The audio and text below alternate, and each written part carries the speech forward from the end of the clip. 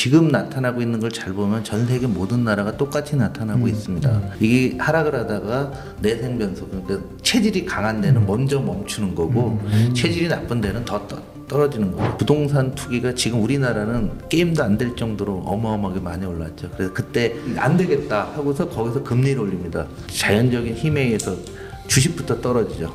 그 다음에 1년 있다가 부동산이 떨어지는데 그 다음부터 14년 연속 떨어집니다. 우리 서울 반포에 있는 그 고속터미널 서쪽에 있는 그 아파트들이 그 당시에 막 입주가 시작되고 있었는데 자기 돈 한 30%에 70% 이자를 냈었는데 집값이 떨어져서 70 밑으로 가니까 은행이 내 집 내놔 하고서 집에서 계속 나갔던 경우가 있습니다. 그런 일까지는 발생할 가능성이 개연성이 상당히 있다라는 얘기입니다.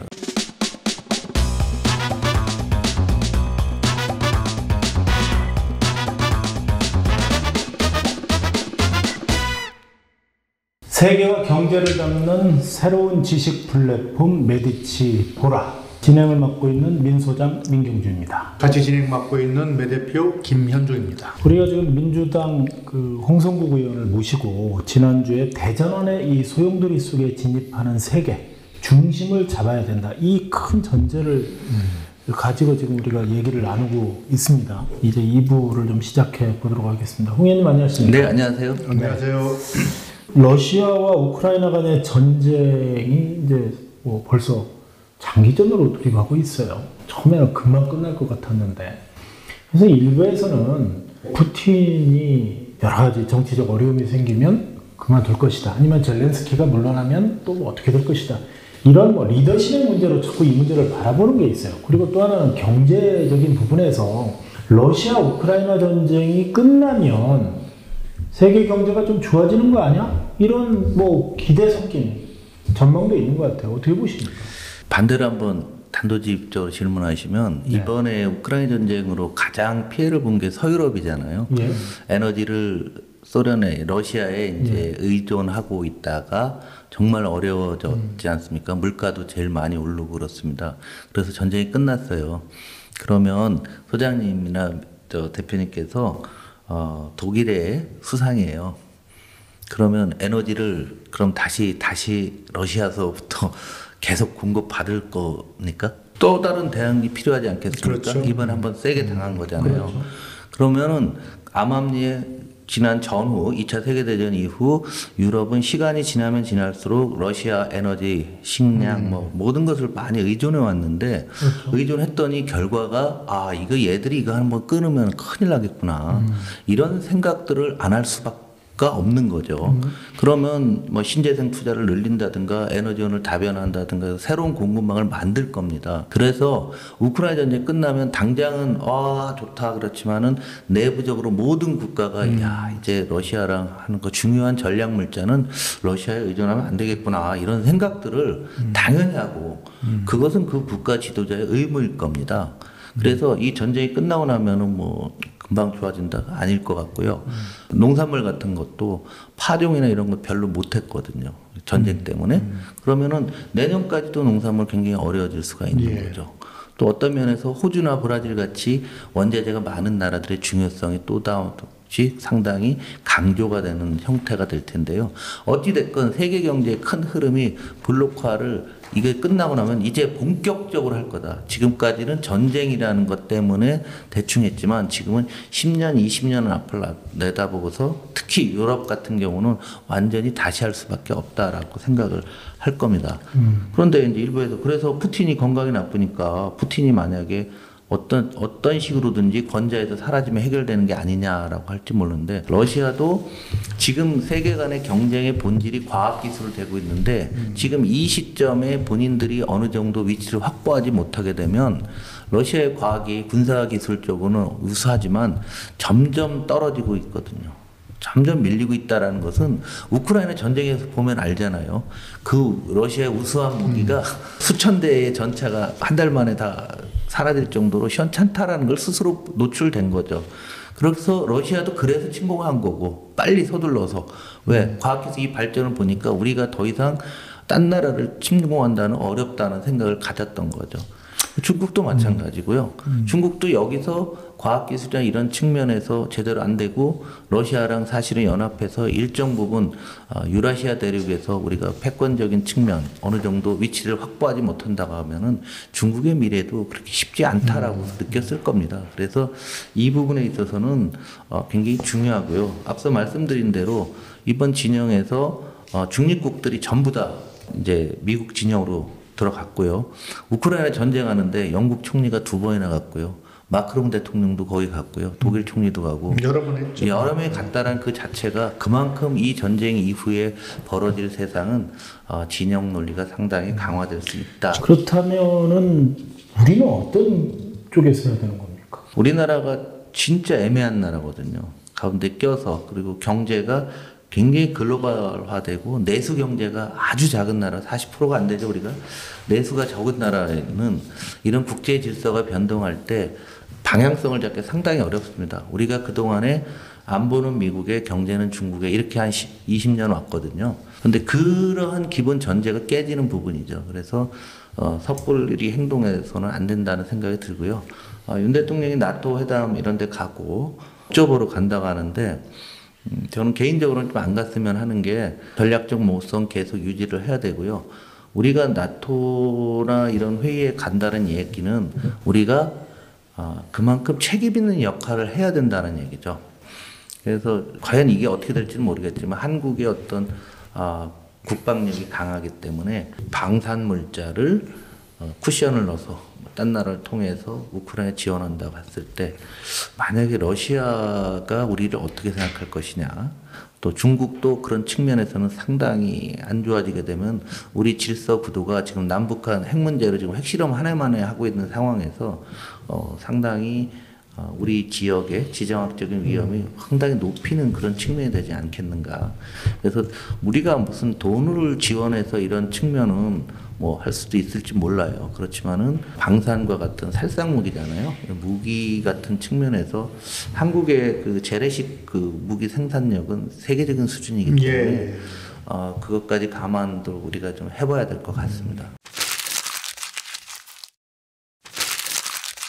지난 시간에 이제 우리가 실질적으로 그럼 우리 삶에 있어서 가장 영향을 미치는 게 금리 문제고 부동산 문제를 앞서 일부 마지막에 아직 시작도 안 했다고 그랬어요.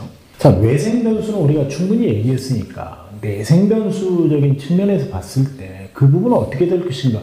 그거에 대한 이제 답을 조금씩 해주셔야 될 것 같아요. 네, 그런데 이 금융시장도 외생 변수와 내생 변수가 다 엮여져 있습니다. 그러니까 이게 모든 현상이 이거는 국내 문제, 이거는 해외 문제가 아니라는 말씀을 먼저 드리고 싶고요. 이제 가장 중요한 거는 지금 나타나고 있는 걸 잘 보면 전 세계 모든 나라가 똑같이 나타나고 있습니다. 그래서 전 세계 방향성이 비슷한데 이게 하락을 하다가 내생 변수, 그러니까 체질이 강한 데는 먼저 멈추는 거고 체질이 나쁜 데는 더 떨어지는 거죠. 반대로 좋아질 때는 체질이 좋은 데는 더 가는 거고 체질이 현찮은 데는 가다가 그냥 멈추고 이렇게 우리가 구분해야 되는데요. 이제 그런 그 방향성을 제시하는 게 가장 중요한데 그게 금리입니다. 금리를 저는 공기와 같은 거다라고 얘기를 하는데요. 우리가 평상시에는 뭐 공기지 뭐 그런데 공기가 오염이 된다든가 산소 농도가 조금만 틀려도 우리는 아예 살 수가 없는 그런 상황이죠. 그래서 금리가 지금 크게 오른다고 하는 것은 이 금리가 얼마 만에 오르는 거냐면은요. 1980년이 세계 금리의 고점입니다. 우리나라 금리도 1980년이에요. 우리는 그때 뭐가 있었지? 2차 오일 쇼크거든요. 그 당시에 38달러예요, 배럴당. 38달러까지 올라갔습니다. 그게 한 6, 7달러에서 38달러 한순간에 올라간 거죠. 이란 문제 나오면서. 그때 금리가 미국 금리가 20%였어요. 우리나라 그 당시 물가 상승률이 30%였습니다. 그러니까 우리가 아는 모든 경제 지표의 핵심은 70년대 말입니다. 그때부터 금리가 계속 떨어진 거예요. 그럼 우리 마음속에 어떻게 돼 있냐면 오늘보다 하여간 내년이 금리가 더 낮고 물가는 지금보다 내년이 물가가 더 낮아진다라는 신념인 거죠. 여러분 있는 핸드폰이 당연하죠. 새 제품 나온 것보다 새 제품 1년 후에 사면 훨씬 싸잖아요. 자동차도 그랬습니다. 지금 안 그러졌습니다.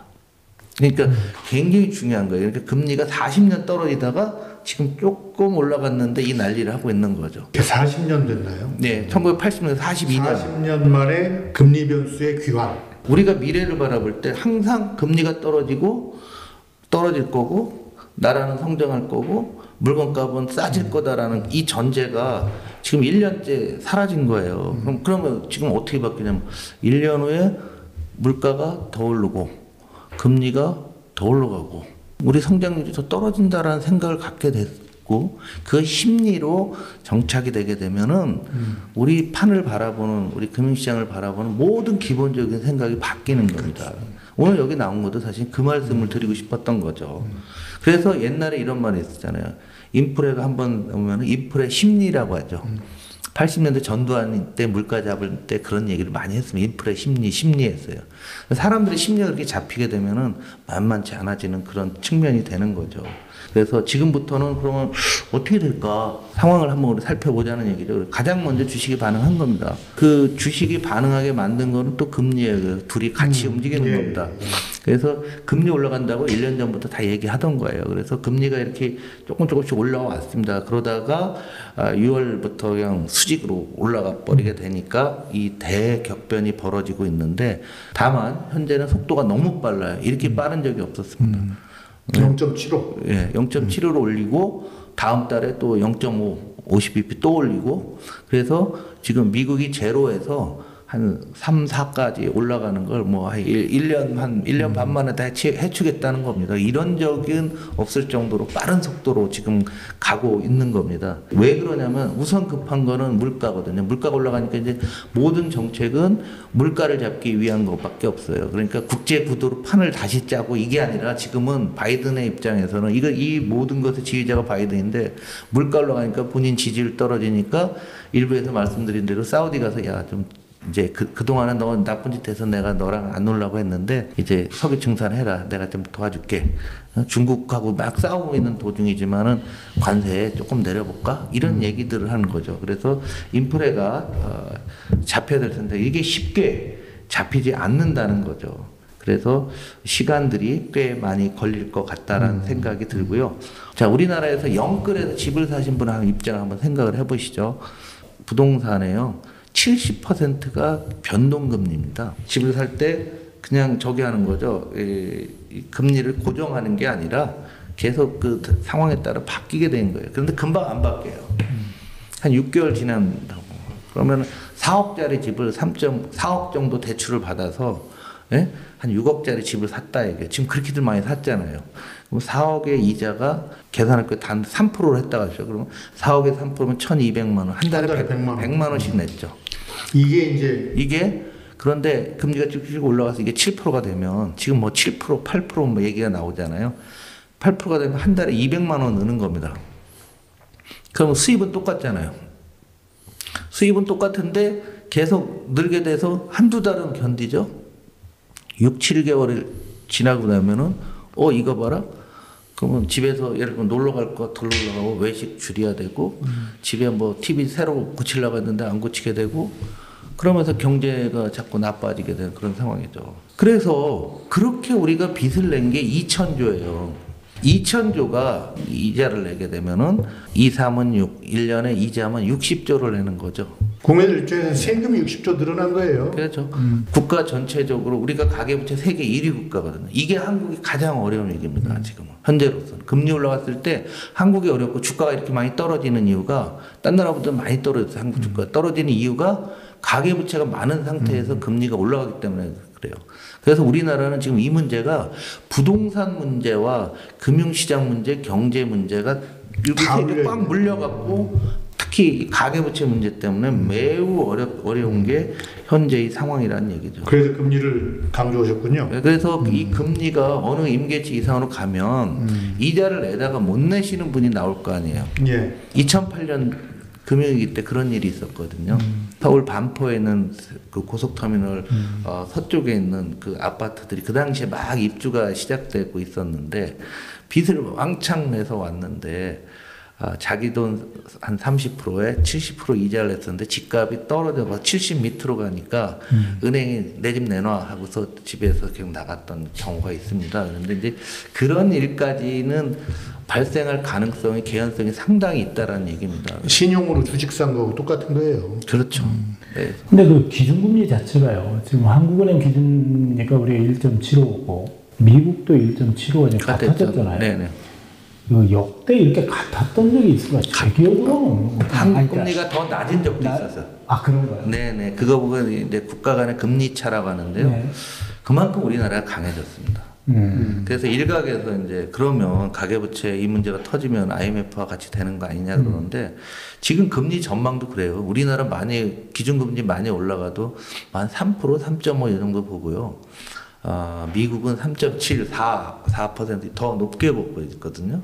우리나라가 그런 측면에서 상당히 과거보다 외환에 있어서는 나름대로 힘을 갖고 있고요. 대만 있죠. 대만은 10년 동안 미국 금리보다 낮았습니다. 그건 대만이 외환 시장을 어느 정도 좀 닫아놓고 있는 상태고 뭐 하다 보니까 그런데 우리나라 같이 열어놓고도 이 정도 되는 나라들이 전 세계에 몇몇 나라들이 있고요. 특별한 일은 아닙니다. 근데 일본은 또 마이너스 0.1이란 말이에요. 일본은 30년간 그 미국보다 금리가 낮았죠. 그러면 일본은 지금 뭐 어떤 상황입니까? 세계가 일본 된다라는 책에 나와 있는 내용인데요. 일본이 1989년에 연말부터 이제 무너지기 시작해서 90년 1월 3일부터 거기는 날짜도 기억하기 참 편해요. 1월 첫날 1월 2일일 겁니다. 1월 첫날부터 지금까지 하강하고 있는 나라거든요. 근데 그 당시 일본이 뭐였냐면은 그 이전에 86, 7, 8, 9, 4년 동안에 5년부터 거의 5년 동안에 부동산 투기가 지금 우리나라는 게임도 안 될 정도로 어마어마하게 많이 올랐죠. 그래서 그때 일본을 팔면 미국을 4개 산다고 했잖아요. 땅값이 그 정도로 주식값도 엄청나게 많이들 올랐거든요. 그 당시 일본에서. 그러니까 많은 사람들이 일을 안 해요. 기업도 대충 해요. 왜? 그 돈 갖고 그냥 주식 투자하던가 땅 사면 되니까. 그래서 GDP보다 국민이 일해서 버는 돈보다 4년 동안 주식가치 올라간 거랑 땅값 올라간 게 더 많았습니다. 그런 나라. 불로소득이. 예, 그게 국가적으로. 그래서 안 되겠다 하고서 거기서 금리를 올립니다. 그래서 얘네 금리가 뭐 4%, 3, 4% 된 걸 6%로 올리니까 이제 자연적인 힘에 의해서 주식부터 떨어지죠. 금리가 올라가기 시작하면서 주식이 떨어지고 그 다음에 1년 있다가 부동산이 떨어지는데 그 다음부터 14년 연속 떨어집니다. 그 다음에 오른 게 아니라 14년 연속 떨어진 다음에 밑에서 이렇게 옆으로 가고 있고 지금까지 오는 거죠. 그래서 일본의 물가가 안 올라가는 게 이 임대료가요. 일본 웬만한 중소도시나 이런 데 임대료가 90년대 중반하고 비슷합니다. 일본 가계부채 비율이 전 세계적으로 한 어느 정도는 돼요? 그렇게 높진 않습니다. 그러니까 일본이 30년간 어려워지는 동안에 가계 부채를 늘려서 성장을 추구하지 않았어요. 정부가 돈을 썼는데 찔끔찔끔 썼죠. 그런 거잖아요. 10번 나눠서 쓰는 것보다 한 번에 세게 쏘는 게 효과가 더 큰 경우가 많잖아요. 근데 일본이 선택했던 거는 10번 나눠서 90년대 내내 조금 쉬었던 거죠. 그러고 나서 완전히 그 다음에는 더 이상 재기 불능 상태가 됐던 겁니다. 어찌 됐건 이 유튜브 방송 드시는 분이 생각하셔야 될 거 주가가 이 정도 떨어지고 금리가 이 정도 오르면 시차를 두고 부동산에는 영향을 주는 거는 불가피하다. 이게 한국 부동산만이 아니라 전 세계 모든 나라가 동일한 그런 상태다라고 보셔야 될 것 같고요. 어떤 사람들은 이게 전 세계가 지금 97년 한국처럼 IMF 그때는 한국만 겪었는데 이게 전 세계가 그런 식으로 좀 빠져들 가능성도 있다. 국가가 부채를 많이 늘리는 거는요. 국가가 시간을 갖고 조절할 수가 있어요. 일본이 GDP 대비 국가의 부채가 200% 넘긴 지가 지금 한 15년 이상 됐을 거예요. 그런데 일본 멀쩡하잖아요. 그런데 가계 부채가 우리가 GDP만큼 된 나라가 없습니다. 한국이 지금 어떤 새로운 사례로 가는 거예요. 가계부채가 이 정도 된 나라에서 과연 이게 그냥 이걸 털지 않고 갈 수 있을까? 그래서 털라고 문재인 정부 마지막에 많이 했죠. 고승범 금융위원장이 와서 DSR 규제하고 뭐 하고 뭐 하려고 했는데 하다가 지금 이제 이 사태를 맞이한 거죠. 그리고 IMF 때는 기본적으로 이제 환율 부분들 아까 질문하신 것도 국가 간의 금리 차 때문에 예. 환율이 이동하고 우리나라 자본이 해외로 빠져나갈까 걱정하고 그러는데 지금 보면 달러 하나만 강세고 나머지 모든 통화가 약세예요. 그러니까 지금의 문제는 미국을 제외한 모든 나머지들은 우리나라 IMF 징조가 비슷한 거고요. 상당히 유사한 것만큼은 부인할 수는 없어요. 그런데 우리나라 외환 보유가 그런 대로 충분한 편이고요. 한국 돈이 지금은 이제 외환 보유고만 보는데 해외 투자를 엄청나게 많이 해놨습니다. 그래서 개인도 서학개미라고 해서 해외로 나가 있고요.